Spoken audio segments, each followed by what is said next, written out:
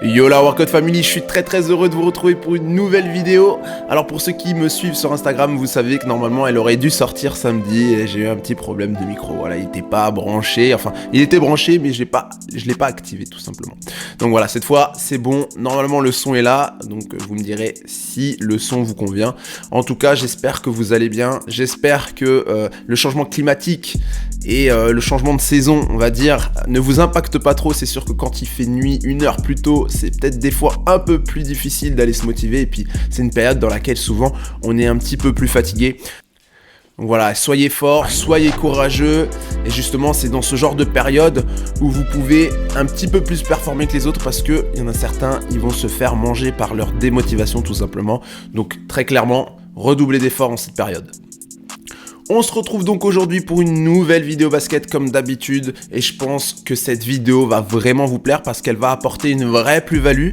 Un vrai conseil sera donné durant cette vidéo, que je donne d'ailleurs à la plupart des joueurs que je rencontre en séance individuelle, parce que pour moi, elle pallie entre guillemets une problématique qui revient très régulièrement.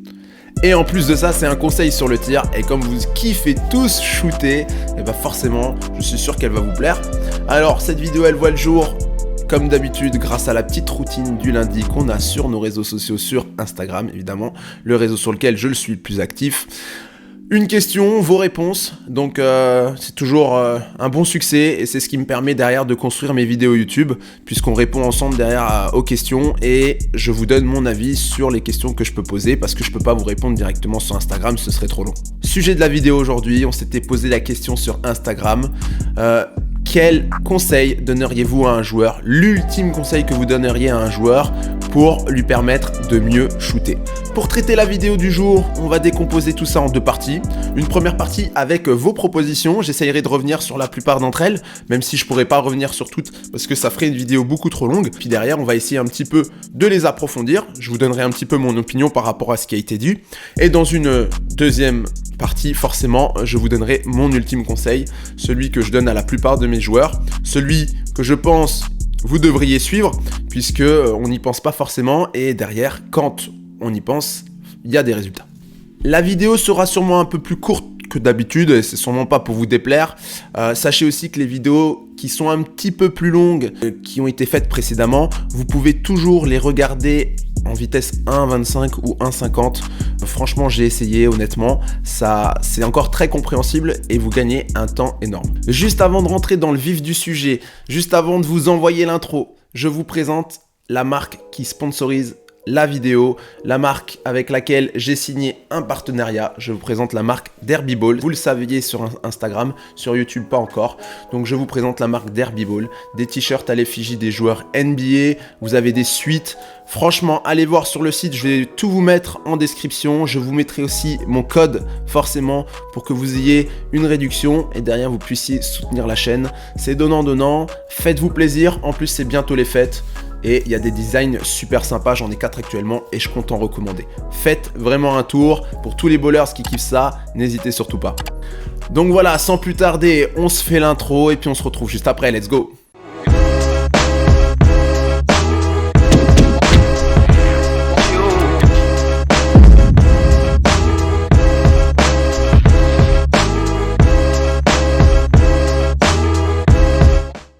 Alors la question sur Instagram était: quel est le meilleur conseil vous donneriez à un joueur pour qu'il shoote mieux? Sachez dans un premier temps que vous avez tous raison. J'ai vu de très bonnes réponses et dans l'ensemble, vous avez été vraiment très fort, je vous assure. Je vais pas forcément m'attarder sur toutes les propositions parce que je sais que vous êtes impatient d'avoir mon petit conseil et de savoir la suite. Je vais quand même en citer quelques-unes sur lesquelles on peut revenir. Si jamais vous voudriez une vidéo un petit peu plus longue sur le tir, n'hésitez surtout pas à me le dire en commentaire. On peut se faire ça sur le terrain, il n'y a pas de problème. Le Basket Center me laisse à disposition des créneaux pour pouvoir filmer des choses un petit peu plus spécifiques. Tout d'abord, ce qui revient souvent, et la réponse qui m'a été souvent donnée, c'est que pour mieux shooter, il faut de la répétition. Alors je suis d'accord avec vous, moi de mon point de vue c'est primordial, et je sais que certains coachs ne sont pas forcément pour de la répétition pure, dans le sens où on n'aura pas le même tir, en X fois le même tir, dans une même situation en match. Ce qui est compréhensible, mais à un moment donné, moi ce que je pense c'est que pour automatiser tout ça et essayer de reproduire le plus souvent possible la même gestuelle, la répétition est vraiment importante. J'irai même plus loin en disant qu'avec la répétition, vous travaillez la mémoire musculaire, la mémoire mécanique. À force de faire la même chose, la même mécanique régulièrement, pour le corps, ça deviendra naturel et ça deviendra tout simplement un automatisme. Ensuite, vous m'aviez parlé de confiance. C'est la deuxième chose qui est revenue le plus. Évidemment, c'est un bon conseil. Essayez de tirer en confiance. Après, comment on gagne en confiance, c'est encore une autre question. Et vous en faites pas, ce sera le sujet d'une vidéo. Il est évident que tirer avec le caca au bord des fesses, comme on peut dire, ça facilite jamais les choses. Hein. Ça, c'est clair et net. En lien avec la confiance, d'ailleurs, il y a un membre de la Workout Family qui a donné le conseil de ne prendre que des bons tirs. C'est-à-dire des tirs qui ne sont pas contestés.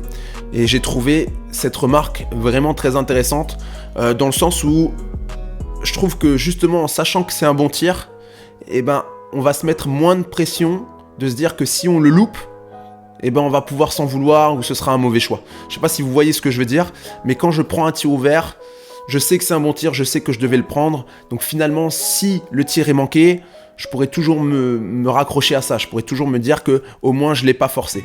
Par contre, dès qu'on commence à forcer un tir, qu'on commence à prendre des tirs contestés, parce qu'on veut mettre sur la gueule du défenseur, etc., là derrière, si on le loupe, on pourra se dire, ok, il y avait peut-être un meilleur choix à ce moment-là à faire, c'est pas un bon tir, en plus je le loupe, alors du coup les coéquipiers peuvent peut-être m'en vouloir, le coach va peut-être commencer à regarder sur le banc s'il n'y a peut-être pas le moyen de faire un petit changement. Donc voilà, tout ça c'est très important, prenez des bons tirs, prenez des tirs ouverts, et je vous assure que là, au niveau confiance ce sera mieux, et peut-être qu'au niveau des résultats, du pourcentage, ce sera aussi mieux. Puis ensuite, on a eu des conseils un petit peu plus classiques, mais qui sont tout aussi importants, et que je vais rappeler du coup dans cette vidéo, juste pour aussi faire un petit clin d'œil à tous ceux qui ont voulu répondre à la question.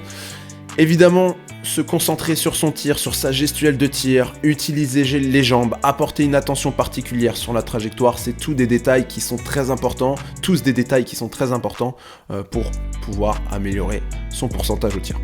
J'en profite du coup aussi pour vous remercier du fond du cœur pour votre participation aux questions Instagram, parce que c'est ce qui me permet en fait d'avoir de la matière pour créer les vidéos YouTube, l'interaction que je peux avoir avec vous et les échanges que je peux avoir avec vous, même encore plus tard en MP, parce qu'il y en a d'autres encore. Quand je réponds à une de vos réponses, souvent la discussion se termine en MP.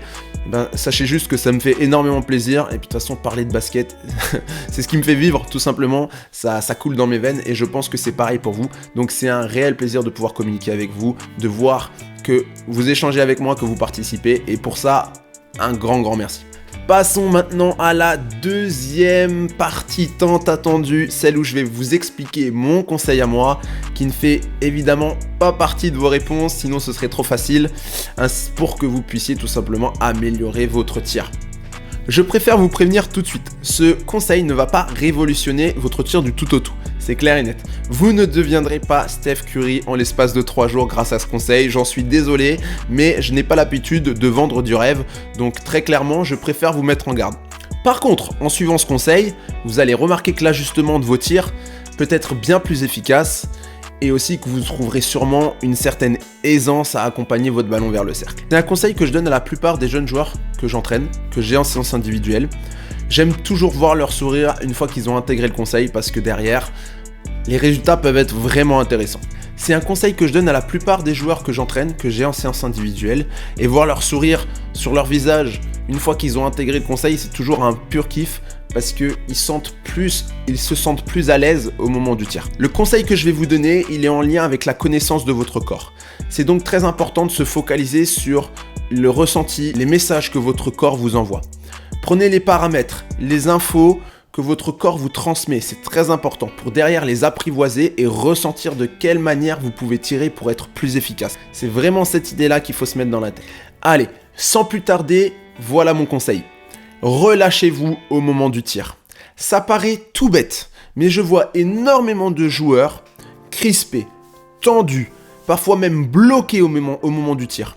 Il y a plusieurs points où vous pouvez vous relâcher. L'endroit où vous vous bloquez le plus, l'endroit où vous êtes le plus crispé, le plus tendu, et ça je le remarque avec les joueurs, c'est au niveau des épaules. Bloquer les épaules, être crispé ou trop tendu ne va absolument pas vous aider à mieux tirer. Le geste produit lors du tir demande forcément une certaine adaptation de votre corps. C'est jamais naturel de monter les bras au-dessus de sa tête, vu que normalement on les a le long du corp. Ok ? Montez les bras, mais forcément en action des muscles au niveau de vos épaules. Si vous n'êtes pas relâché à cet endroit-là, la continuité de votre tir peut être réduite, forcément, et cela peut altérer votre mouvement qui, lui, doit être fluide, tout simplement. C'est très important que vous compreniez ça. Vous devez avoir un geste et un mouvement continu pour accompagner le ballon vers le cercle. Si à un moment donné vous vous bloquez, vous êtes crispé, eh ben, vous allez altérer ce mouvement. Et il en est de même au niveau du poignet, le deuxième point où vous pouvez être crispé. Soyez relâché au niveau des poignets pour que les choses se fassent naturellement. Si le poignet est trop tendu, si le poignet est trop crispé, à nouveau le mouvement sera forcé. Prenez comme exemple une porte que vous voulez ouvrir, une porte qui bloque. Vous allez essayer de forcer, et boum, d'un coup, vous allez réussir à la tirer, vous allez être surpris, vous n'allez pas pouvoir l'arrêter au moment où vous le voudrez. Si jamais vous maîtrisez le mouvement, tac, vous êtes relâché, vous prenez la poignée de porte, vous ouvrez la porte qui ne bloque pas, derrière, vous pouvez l'arrêter où vous le voulez. D'accord ? C'est vraiment cette image qu'il faut avoir dans la tête.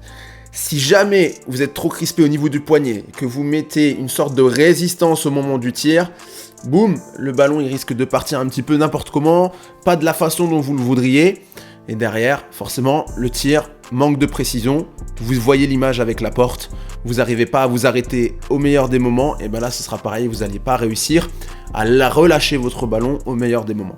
Quoi qu'il arrive, dites-vous que vous allez être plus précis si le mouvement que vous allez faire pourra être fait avec un certain relâchement. Tout ceci, ça peut vous paraître complètement logique, et c'est souvent en fait les choses les plus logiques qu'on a tendance à oublier. C'est très important que vous vous focalisiez sur cette idée-là. Et le fait d'être relâché ne va pas seulement améliorer votre tir, il va forcément améliorer la trajectoire, ça c'est sûr, il va améliorer votre gestuelle de tir, ça c'est sûr, mais derrière vous allez aussi pouvoir gagner en range. Vous allez gagner en distance de tir tout simplement parce que votre tir sera fluide, votre gestuelle sera fluide et vous n'allez pas court-circuiter le mouvement. C'est vraiment cette idée-là que vous devez retenir. Si vous êtes crispé, tendu, vous allez court-circuiter votre mouvement. Vous avez souvent la puissance des membres inférieurs, voilà, vous la transmettez jusqu'au bout des doigts. Si à un moment donné, il y a une altération au niveau des épaules ou au niveau du poignet, ça peut même venir d'un autre endroit, et ben forcément votre tir sera moins efficace que si vous pouviez gérer tout le cheminement du mouvement avec un certain relâchement et avec une certaine aisance. Alors attention, relâchement ne veut pas dire être tout flagada, vous voyez ce que je veux dire? Il faut forcément continuer à bien accompagner son ballon vers le cercle, il faut forcément être dynamique. Tout ça, c'est très très important, mais on peut être dynamique et relâché. C'est mon idée principale, c'est l'ultime conseil. Soyez relâché au moment du tir, tout en restant dynamique, c'est très très important. Voilà, comme je vous l'avais dit, c'était une courte vidéo, mais je me devais de la faire. C'est vrai que ça me tenait à cœur aussi de vous donner un petit conseil technique que je peux donner moi aux différents joueurs que j'entraîne en vidéo. C'est toujours un petit plus pour ceux qui aiment m'écouter. Voilà, vous l'avez et ça me fait plaisir de vous le donner. J'espère vraiment que ceux qui me suivent sont satisfaits de ce que je peux leur apporter, du contenu que je peux proposer, tout simplement parce que ça me tient à cœur. Voilà, je reçois la critique sans aucun problème, tant qu'elle est constructive évidemment, et je continue quoi qu'il arrive à travailler dur pour vous proposer le meilleur et vous apporter tout ce que finalement je ne peux pas vous apporter en physique puisque vous n'êtes pas forcément avec moi en séance individuelle. Autre info aussi, et pas des moindres, c'est sûrement... Ouch, c'est sûrement ma dernière vidéo dans mon salon avec un setup, on va dire, de misère. Vous voyez, pas de décor, rien du tout. Car je serai tout simplement l'heureux propriétaire d'une maison d'ici 2 semaines. Et maison dans laquelle j'aurai un espace qui me sera dédié pour mes vidéos, pour le travail au niveau de la préparation mentale, pour le suivi des joueurs, ainsi que pour Touquet, forcément, une petite gaming room, ça fait toujours plaisir. Donc je vous ferai une petite vidéo de mon setup si ça vous intéresse, évidemment.